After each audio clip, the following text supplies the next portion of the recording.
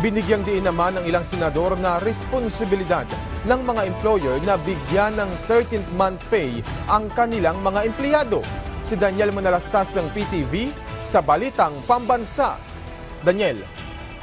Yes, Alan, nagpaalala nga mga senador sa mga employer hinggil sa pagbibigay ng karampatang 13th month pay sa kanilang mga empleyado. Ayon kay Senate President Pro Tempore Jingo Estrada, hindi lamang legal na obligasyon ang pagbibigay nito, kundi isang moral duty. Malinaw ang karapatang makatanggap nito sa ilalim ng Presidential Decree number 851.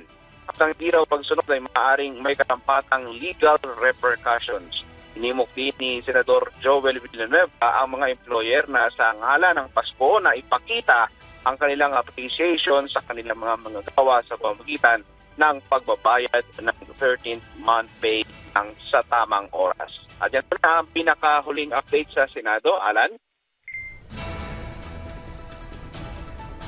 Maraming salamat, Daniel Manalastas.